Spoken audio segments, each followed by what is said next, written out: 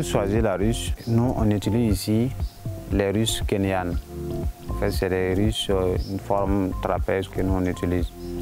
Des cadres là sont au nombre de 24. Voilà, les 24 cadres, c'est les barrettes là, sinon on appelle aussi des cadres. Au Burkina, ce qui est adapté, dans notre pays en tout cas, c'est les ruches kenyanes. Il y a les ruches d'Adam, les ruches lastron, mais ces ruches là ne fonctionnent pas au Burkina comme ça, puisqu'il fait tellement chaud ici.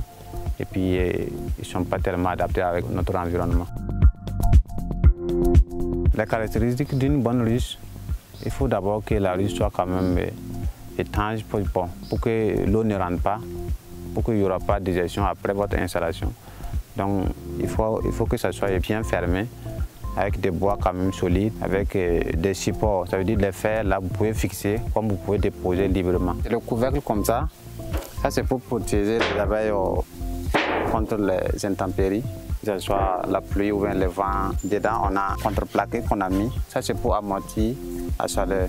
Parce qu'actuellement, au Burkina, surtout, il fait très chaud.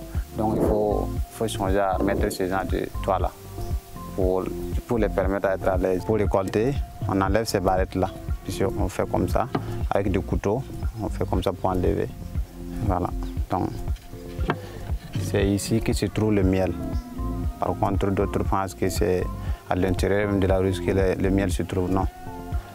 On trouve le miel ici. Et puis on coupe avec le couteau. Donc, vous finissez ici, vous repartez ici, vous faites la même chose. À un certain moment, vous allez trouver du pollen. C'est du pollen qu'ils utilisent pour faire le miel. Donc quand vous enlevez, après le pollen maintenant, vous allez trouver le couvain. Le couvain, c'est quoi? C'est les petits, c'est les œufs des abeilles. Voilà. Après ça, puis ils encadrent ça. Ça, c'est au milieu.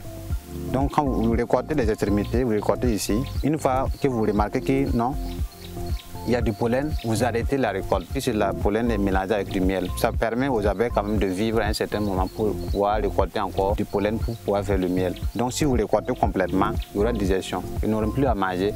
Puisque c'est leur grenier que nous on est venus enlever. Ils n'ont pas fait ça pour nous. Nous, on est c'est pas on peut dire voleurs du miel. Nous, on vient voler leur miel maintenant. Donc, et puis vous déplacez. Quand vous trouvez qu'il n'y a rien, il n'y a pas de miel, il n'y a pas de miel, vous remettez carrément les barrettes. Et puis vous remettez le couvercle là. Vous le fermez. Et ce qui est important, par exemple, ici, on a le trou d'envol. Voilà, c'est par là que les abeilles rentrent. Donc du coup, quand vous voulez récolter, vous ne devrez pas vous placer ici. Vous devrez placer au sens opposé du trou d'envol. Voilà. Dans ce moment, les abeilles peuvent rentrer puis ressortir sans problème. Mais si vous vous mettez ici, c'est compliqué. Voilà.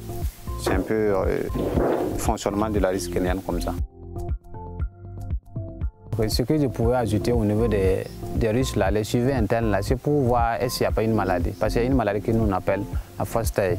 En fait, c'est genre des chenilles qui est à l'intérieur de la ruche.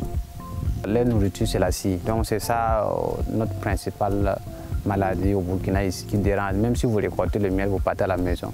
La fausse taille peut attaquer votre miel. Si vous ne fermez pas hermétiquement, ça peut s'attaquer.